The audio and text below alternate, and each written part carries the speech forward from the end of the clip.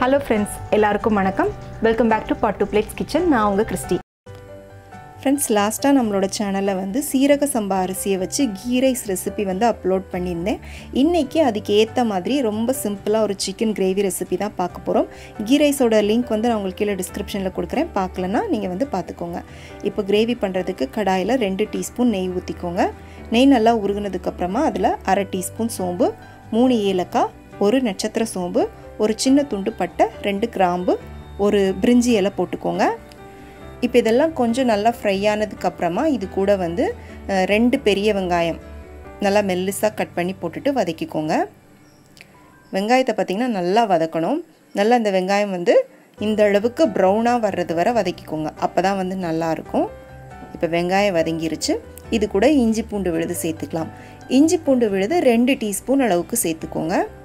சேர்த்துட்டு அதோட பச்சை வாசனை போகிற வரை நல்லா வதக்கி விட்டுக்கோங்க.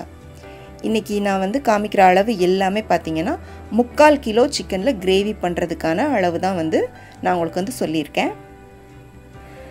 இப்போ இஞ்சி பூண்டு நல்லா வதங்கினதுக்கப்புறமா இது கூட ஒரு 150 கிராம் அளவுக்கு சின்ன வெங்காயத்தை மிக்சியில் போட்டு நல்லா இந்த மாதிரி மையாக அரைச்சிருங்க. தண்ணிலாம் சேர்க்க வேண்டாம்.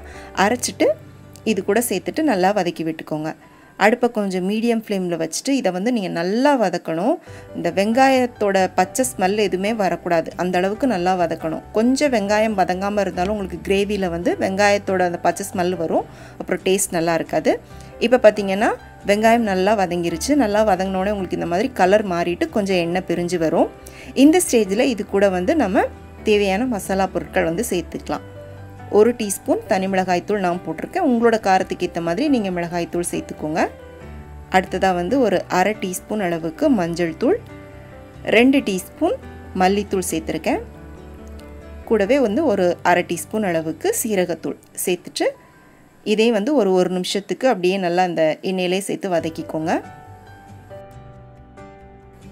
இப்போ இது கூட வந்து நான் கரம் மசாலா சேர்க்கல. உங்களுக்கு வேணும் அப்படின்னா கரம் மசாலா சேர்த்துக்கலாம். இல்லை சிக்கன் மசாலா இருந்துச்சுன்னா அது கூட 1 டீஸ்பூன் சேர்த்துக்கோங்க, டேஸ்ட் நல்லாயிருக்கும். இப்போ வதக்கியாச்சு.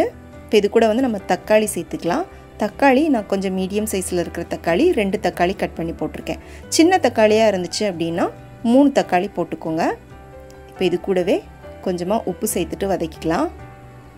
தக்காளி வந்து நல்லா பழுத்த தக்காளியாக போட்டுக்கோங்க. அதே மாதிரி ரொம்ப பெருசாக கட் பண்ணாமல் நல்லா இந்த மாதிரி சின்ன சின்னதாக கட் பண்ணி போட்டுட்டு வதக்கிக்கோங்க. இப்போ பார்த்திங்கன்னா தக்காளி நல்லா வதங்கிருச்சு. இப்போ இது கூட நம்ம சிக்கனை சேர்த்துக்கலாம். சிக்கன் வந்து நான் 3/4 கிலோ சிக்கன் நல்லா மஞ்சள் தூள்லாம் போட்டு கழுவி எடுத்து வச்சுருக்கேன். அதை வந்து இது கூட போட்டுட்டு நம்ம வந்து வதக்கிக்கலாம். இந்த கிரேவிக்கு பார்த்திங்கன்னா சிக்கன் ரொம்ப சின்ன சின்ன பீஸாக போடக்கூடாது. ஓரளவுக்கு இந்த மாதிரி மீடியம் சைஸில் இருக்கிற மாதிரி கட் பண்ணி வாங்கிக்கோங்க. நம்ம இது வந்து வீட்டுக்கு பண்ணுறோம் அப்படிங்கும்போது இந்த சைஸ் வந்து கரெக்டாக இருக்கும், அப்போ தான் வந்து சிக்கன் வேகும். இப்போ நீங்கள் ஏதாவது ஃபங்க்ஷனுக்கு நிறையா பண்ணுறீங்க அப்படிங்கும்போது நீங்கள் பிரியாணிக்கு கட் பண்ணுற மாதிரி கொஞ்சம் நல்லா பெரிய பீஸாகவே கட் பண்ணி வாங்கிக்கோங்க.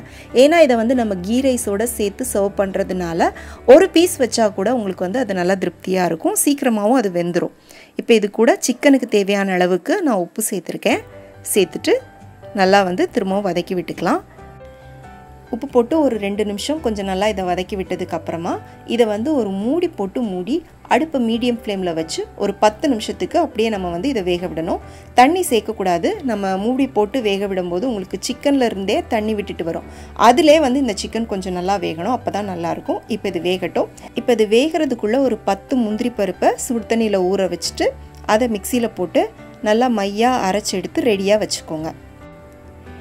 இப்போ பார்த்திங்கன்னா 10 நிமிஷம் கழித்து நான் மூடியை திறந்துட்டேன். பாருங்கள், சிக்கன்லேருந்து நல்லா தண்ணி விட்டுட்டு அதிலே வந்து ஓரளவுக்கு இந்த சிக்கன் நல்லா வெந்துருச்சு.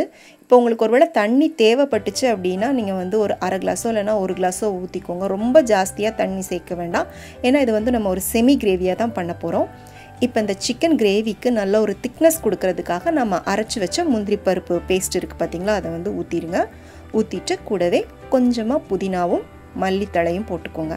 போட்டுட்டு நல்லா கலந்துட்டு இப்போ வந்து ஓப்பன்லேயே விட்டு மூடி போட வேண்டாம், மூடி போடாமல் அப்படியே ஓப்பன்லேயே விட்டு அடுப்பை கொஞ்சம் மீடியம் ஃப்ளேமில் வச்சு இந்த சிக்கன் எல்லாம் நல்லா சாஃப்டாக வேகணும். அதே சமயம் இந்த கிரேவிலேருந்து நல்லா உங்களுக்கு சுற்றி எண்ணெய் பிரிஞ்சு வரும், அது வரைக்கும் வந்து குக் பண்ணிக்கோங்க.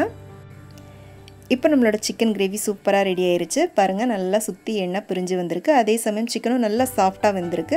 இந்த மாதிரி வந்ததும் நீங்கள் அடுப்பை ஆஃப் பண்ணிடலாம். ரொம்ப சிம்பிளான ரெசிபி, கீ ரைஸோடு சேர்த்து சாப்பிட்றதுக்கு ரொம்ப பொருத்தமான ரெசிபி, ரொம்ப சூப்பராக இருக்கும். கீ ரைஸோடு மட்டும் இல்லை, சப்பாத்தி பரோட்டா கூட நீங்கள் வந்து சைட் டிஷ்ஷாக வச்சு சாப்பிட்லாம்.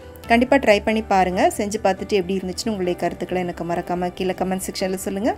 இந்த ரெசிபி பிடிச்சிருந்துச்சு அப்படின்னா உடனே லைக் பண்ணிவிட்டு உங்கள் ஃப்ரெண்ட்ஸ் அண்ட் ஃபேமிலிக்கு ஷேர் பண்ணுங்கள். மீண்டும் வேறொரு ரெசிபியோடு சந்திக்கிறேன். நன்றி, வணக்கம்.